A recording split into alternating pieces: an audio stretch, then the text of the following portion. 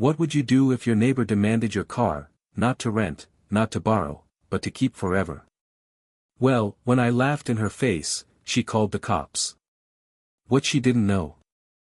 I wasn't just any man. I was someone with authority that could change her entire life, forever. It started on an ordinary Saturday morning. The sun was bright, the birds were out, and I was polishing my car, a rare, black SUV that wasn't just a vehicle to me. It was a memory of my late father. He and I had rebuilt parts of it together before he passed away, and keeping it shining wasn't just maintenance, it was a ritual. That's when she showed up. Karen. The self-proclaimed queen of the HOA. She walked up in her floral blouse, sunglasses too big for her face, and that unmistakable scowl she carried everywhere. "Nice car," she said flatly, circling it like a predator sizing up prey. "Thanks," I replied, keeping my cool.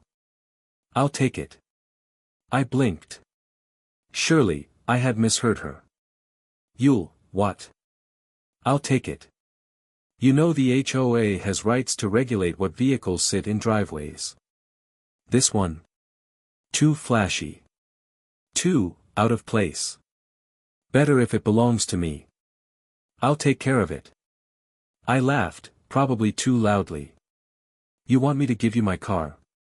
"Karen, are you serious?" Her face turned red. "Don't laugh at me. This neighborhood has standards.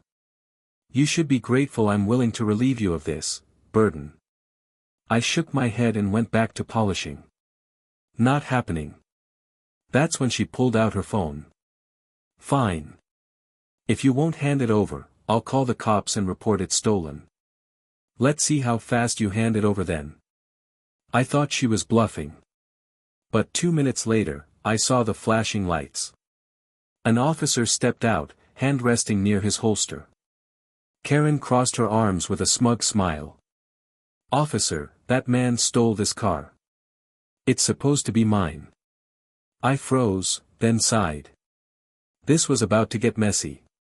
But when the officer asked for my ID and ran my name, everything flipped. His expression changed instantly, from suspicion to nervous respect. Because my name wasn't just another in the system. It carried a title. I wasn't just a homeowner. I was a federal interior chief. And Karen had just made the worst mistake of her life. The officer stared at my ID, then back at me, then back at Karen. His jaw tightened. "Ma'am," he said cautiously, "do you understand who you just made an accusation against?" Karen smirked. "Yes. A thief." I crossed my arms, calm but firm. "Officer, I think you should explain to her before she digs herself into a deeper hole." The officer cleared his throat, suddenly standing straighter. "This man is not a thief.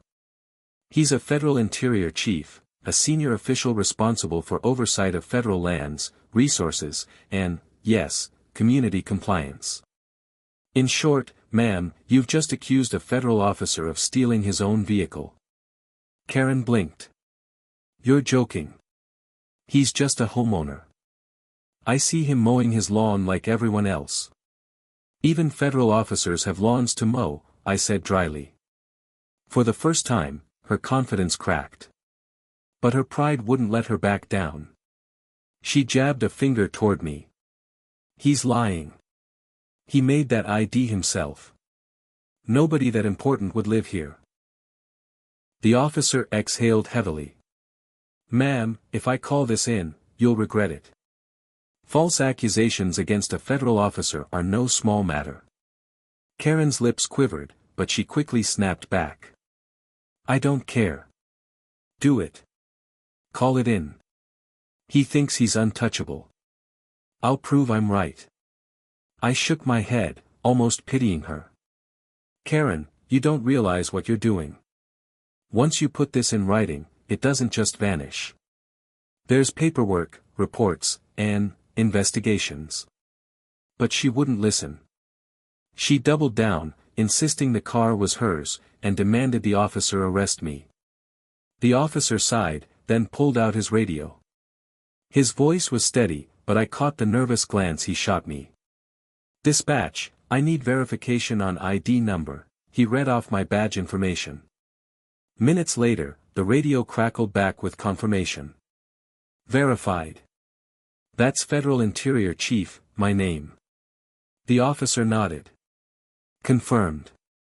Thank you." When he turned to Karen, his entire demeanor shifted. The respect he gave me was matched by the stern authority he now directed at her. "Ma'am, you're in serious trouble. Do you have any idea what this means?" Karen opened her mouth but no words came out. I leaned forward slightly. "Karen, this is where your little game ends. But for you, it's only the beginning." The officer pulled Karen aside, lowering his voice so only she could hear. But I stayed close enough to catch every word. "False reporting is already a crime, but targeting a federal officer. That's career-ending for anyone tied to government contracts, HOAs included." Karen scoffed. "Career-ending? Please. I run the HOA. People answer to me." I stepped forward. "Actually, Karen, you answer to federal regulations. You don't own this neighborhood. You manage it, poorly, from what I've seen." Her face flushed. "How dare you?" "No, how dare you," I cut in. My voice was calm, but sharp. "You abused your position. You tried to take private property. And now, you've lied to law enforcement. That isn't just entitlement. That's corruption." For the first time, Karen's hands shook. She looked to the officer for backup, but he stood firm. "Ma'am, I'm advising you to walk away quietly. Apologize. End this." But Karen's pride wouldn't let her. She crossed her arms and hissed, "Do your worst. You won't scare me." I sighed. "I don't need to scare you. The truth will do it for me." That night, I filed an official report, not as a neighbor, but as a federal interior chief. What Karen didn't know was that her little HOA had been flagged before: misused funds, unapproved fines, suspicious contracts. She'd been on thin ice long before she came after me. My report triggered something bigger than she could imagine: a federal audit. Within weeks, investigators arrived. Karen tried to bluff her way through, pretending everything was perfect. But the numbers told a different story. Missing funds. Fake invoices. Kickbacks from contractors. I didn't even have to lift a finger. Her empire was crumbling. The officer who responded that day stopped by my house later. "You were right," he said. "She's finished. This won't end with just fines. They're talking about criminal charges." I looked at my car, shining in the driveway. A symbol of what started this entire mess. "She wanted to take something from me," I said quietly. "Now she's losing everything." But Karen still hadn't faced me directly since that day. And I knew she would. Because people like her don't go down quietly. The audit reports were damning. Karen's HOA had drained tens of thousands in resident fees into maintenance projects that never happened. Landscaping that was never done. Security systems never installed. Instead, the money had flowed into shell accounts, all tied back to her. But Karen wasn't the type to accept defeat. She stormed to my door one evening, fists clenched, eyes wild. "You did this. You ruined me." I stayed calm. "No, Karen. You ruined yourself. All I did was tell the truth." She shoved a finger at me. "You think you're untouchable because of your title. But you don't know who you're dealing with. I have friends. Connections. I can make your life miserable."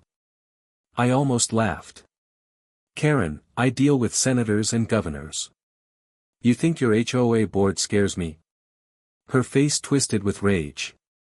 "You'll regret this," she spat before storming off. For the next week, things escalated. Anonymous complaints filed against me. My mailbox vandalized. Even rumors spread around the neighborhood, that I was abusing my position, that I'd forged my badge. It was classic Karen, when the truth cornered her, she turned to lies. But the thing about being in my position? Lies don't survive long. The investigators traced every false complaint back to her. Every act of harassment, every attempt to smear me, documented and added to her growing case file. The more she fought, the deeper she sank. One evening, the officer who had first responded came by again. "She's desperate," he warned. "I think she might do something reckless. Be careful." I nodded, staring out at my car. It had become more than just a possession. It was the line she crossed, the spark that lit her downfall. But part of me felt uneasy. Because desperate people don't just collapse. They explode. And Karen was about to explode. It happened at the next HOA meeting. Residents gathered in the clubhouse, whispers already buzzing about the ongoing federal audit. People knew something was wrong, but no one expected what came next. Karen walked in, papers clutched in her hands, face pale but eyes burning. She slammed the stack onto the table. "They're lying," she screamed. "All of it. This audit is fake, a setup. She pointed directly at me, is behind this. He forged everything to destroy me." The room erupted. Neighbors gasped, some looked at me, others at her. I stood slowly, letting the silence fall. "Karen, those are official federal documents. Every number in them is real. Every dollar missing is accounted for, by your signature." She shook her head violently. "No. You planted it. You want my position, don't you? You want control of this neighborhood." The irony almost made me laugh. "Karen, I don't want your position. I don't want control. All I wanted, was to be left alone with my car. You dragged this on yourself." Her voice cracked, desperation bleeding through the arrogance. "You don't understand. I needed that money. I had debts. People who," she stopped abruptly, realizing she'd said too much. The room fell silent again. I leaned forward, voice low but firm. "You just admitted to everything, Karen. In front of your neighbors." Gasps filled the room. Some residents pulled out phones, recording every word. Karen froze, then suddenly bolted from the room, shoving past people as they shouted after her. The HOA board was left stunned, but I knew what this meant. Karen wasn't just cornered anymore. She was running. And when people like her run, they drag others down with them. After Karen's outburst at the HOA meeting, the audit team filed an immediate report. Her confession, caught on multiple residents' phones, was evidence they couldn't ignore. The very next morning, federal investigators returned with subpoenas.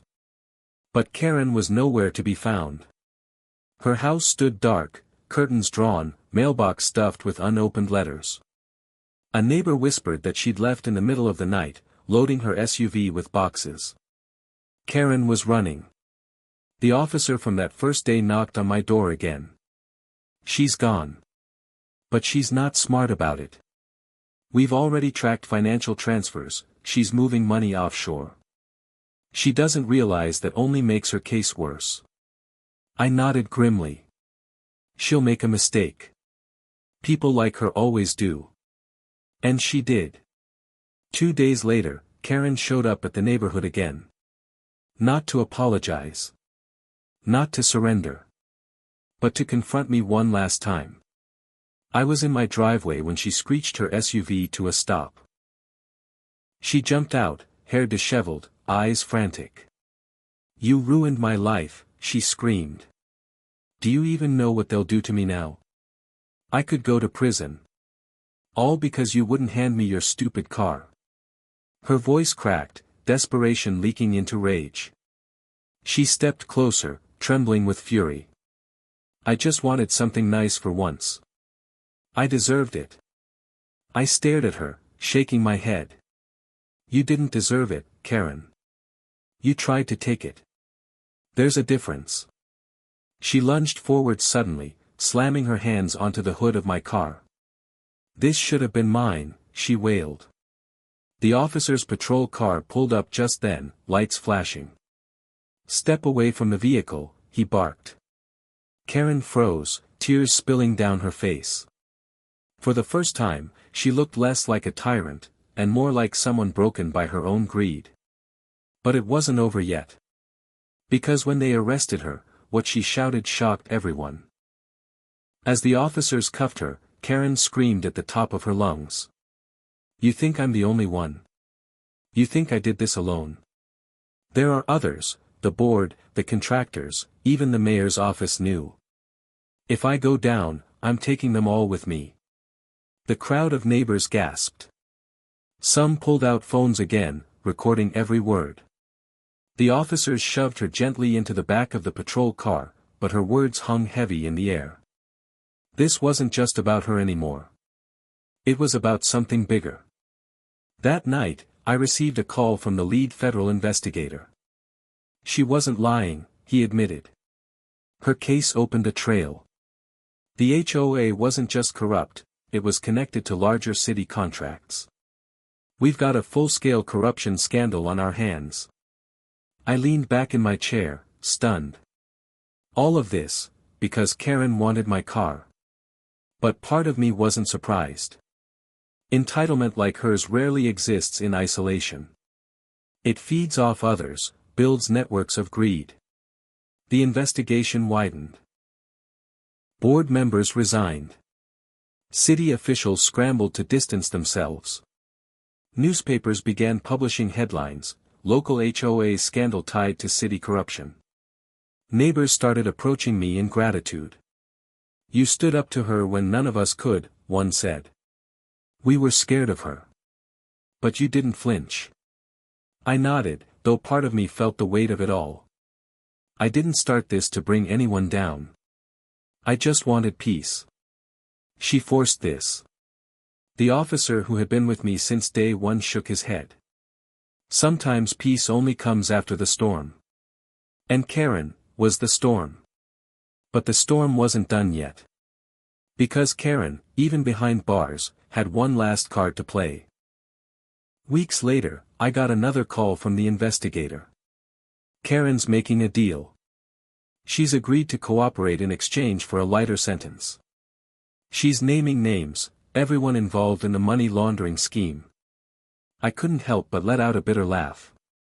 So the woman who demanded my car now thinks she can trade information for freedom. But the truth was, her cooperation cracked the case wide open. High-ranking officials were suddenly in the hot seat. Bank accounts were frozen. Federal indictments rolled in. Karen's arrogance had finally turned into desperation, and desperation had become her weapon. One afternoon, I saw her again, this time escorted by marshals. She looked different. Hollow. Exhausted. No trace of the smug, domineering HOA queen. She glanced at me as she was led past. For a moment, our eyes met. You win, she whispered hoarsely. I shook my head. No, Karen. Nobody wins here. You lost everything, and for what? A car you could never have? Tears welled in her eyes, but she didn't reply. She was pushed forward into the waiting van, the door slamming shut behind her. Neighbors gathered, watching in stunned silence. The empire Karen built on intimidation and greed was gone. The board dissolved. The HOA was restructured under federal oversight. Life in the neighborhood finally grew quiet. Peaceful. But the image of her broken face stayed with me. Because sometimes, even when justice is served, it doesn't feel like victory. Months passed. The investigation concluded. Corruption charges spread far beyond Karen's HOA, shaking the local government to its core. But for me, it always came back to that first moment, polishing my car in the driveway, when Karen decided she deserved it more than I did. I'd faced senators, governors, even billionaires in my career. Yet somehow, this neighborhood Karen had been one of my most dangerous opponents. Not because of power, but because of arrogance. I often found myself staring at the car. My father's car. The one thing she tried to take. I'd kept it spotless, like always, but now it felt different. More symbolic. It wasn't just about the car anymore. It was about standing your ground when someone tries to strip you of what matters most. Neighbors would wave, smile, even stop to chat more than they ever had before. The fear Karen cast over the community was gone. People were free again. The officer who'd helped me from day one stopped by one last time. "Never seen anything like it," he said, shaking his head. All this started with one entitled demand. She called the cops thinking she'd win. Instead, she blew up her entire world. I nodded slowly. Sometimes the smallest spark starts the biggest fire. But deep down, I couldn't help but wonder, what would have happened if I had just handed her the car? Would she still be running the HOA? Still terrorizing the neighborhood? I realized then, saying no wasn't just about me. It was about protecting everyone. A year later, life was quiet.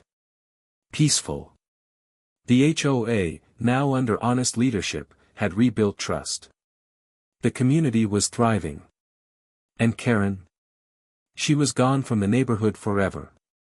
Sentenced on reduced charges thanks to her cooperation, but still stripped of everything she once controlled.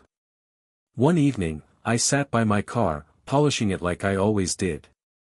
The sun set behind me, painting the sky orange and gold.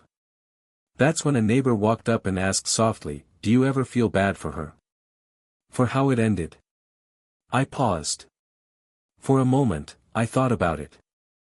About her pride, her fall, her broken voice whispering, "You win." Then I shook my head. No. Because it wasn't about winning. It was about standing up to someone who thought the rules didn't apply to them. She thought power meant taking whatever she wanted. But real power, I ran my hand along the hood of the car, is knowing when to say no.